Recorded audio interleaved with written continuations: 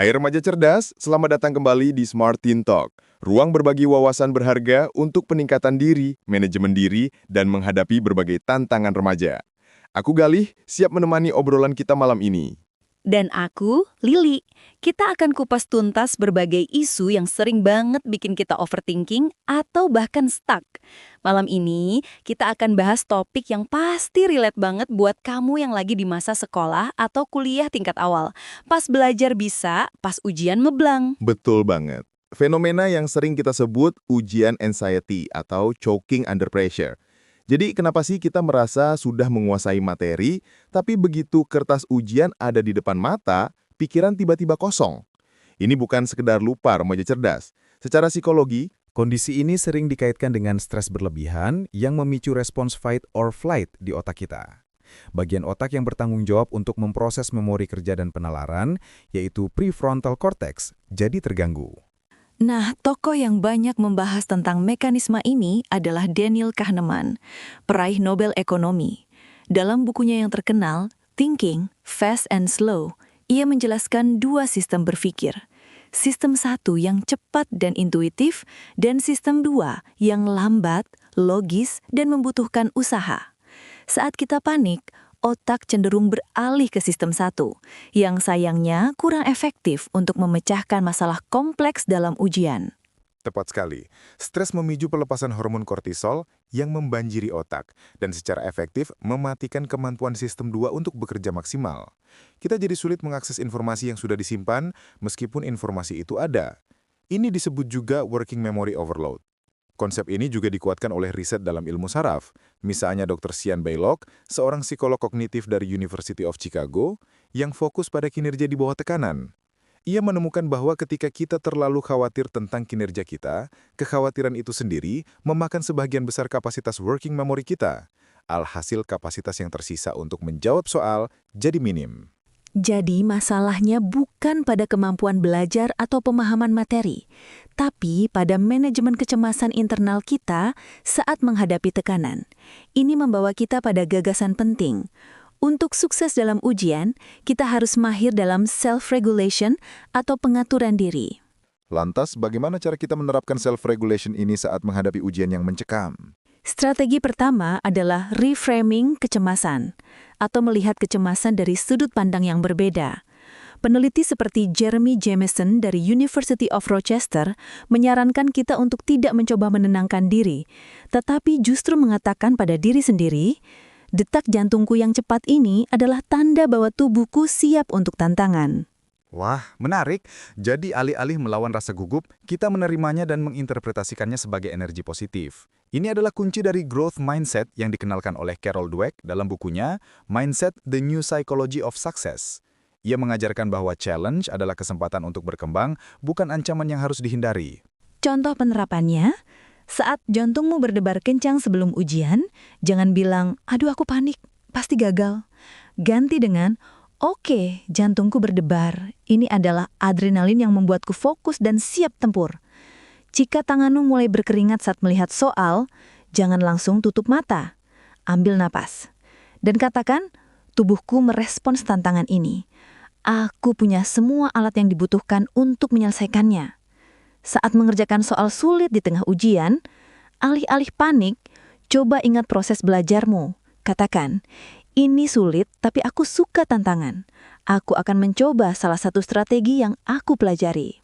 Strategi kedua adalah expressive writing atau menuliskan kekhawatiran. Ini adalah teknik yang dipopulerkan oleh psikolog James W. Pennebaker.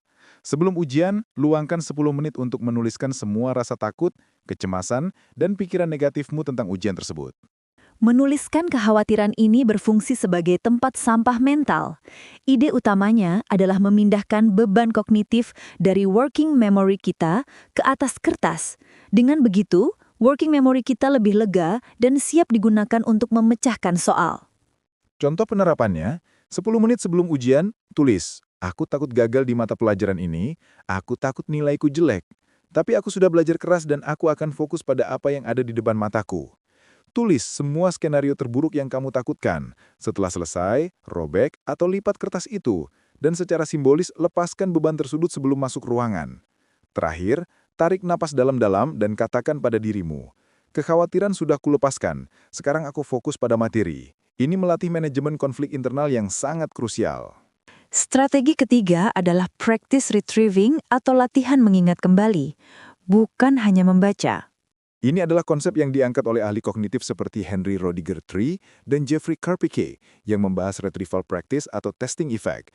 Mereka menemukan bahwa mencoba mengingat informasi dari nol, misalnya dengan membuat mind map kosong atau menjawab soal latihan, jauh lebih efektif daripada sekedar membaca ulang catatan. Latihan retrieval akan menguatkan jalur saraf yang membawa informasi dari memori jangka panjang ke working memory saat ujian. Semakin sering kita berlatih menarik informasi, semakin kecil kemungkinan kita untuk ngeblank saat tekanan datang. Contoh penerapannya, setelah membaca bab, tutup buku. Coba tulis semua poin penting di kertas kosong. Cek apa yang terlewat. Ini adalah active recall. Contoh kedua, gunakan teknik Feynman teknik. Ambil konsep sulit, jelaskan seolah-olah kamu mengajarinya kepada anak kecil. Jika kamu stuck, itu tandanya kamu belum menguasainya. Contoh ketiga, saat latihan soal, atur waktu seperti ujian sungguhan dan jangan izinkan gangguan. Ini melatih ketahanan mental dan disiplin diri. Remaja cerdas, semua strategi tadi tidak lepas dari menanamkan nilai-nilai positif, terutama menjadi pribadi yang bertanggung jawab dan tangguh. Bertanggung jawab bukan hanya pada hasil ujian, tapi pada proses yang kita jalani. Betul. Tokoh Stoikisme seperti Marcus Aurelius dalam Meditations menekankan bahwa fokus utama kita haruslah pada hal-hal yang dapat kita kendalikan, yaitu usaha kita dan reaksi kita terhadap peristiwa, bukan hasil akhirnya. Ketika kita ngeblank, itu adalah momen krusial untuk melatih ketangguhan. Jangan larut dalam keputusasaan, helplessness. Segera gunakan teknik pernafasan, reframing, atau tinggalkan soal sulit itu sejenak. Ini namanya manajemen konflik eksternal dalam menghadapi tantangan ujian. Ingat, setiap ujian, berhasil atau gagal, adalah bagian dari perjalanan berkembang. Kegagalan hanyalah feedback yang menunjukkan area mana yang perlu kita perkuat. Ini adalah esensi dari resiliensi. Jadi, mulai sekarang, ubah pola pikirmu.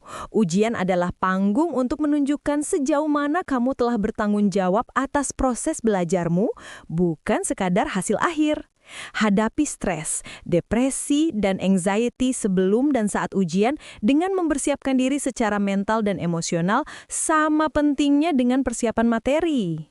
Remaja cerdas, kami yakin kamu punya potensi luar biasa. Jangan biarkan kecemasan mencuri momenmu untuk bersinar.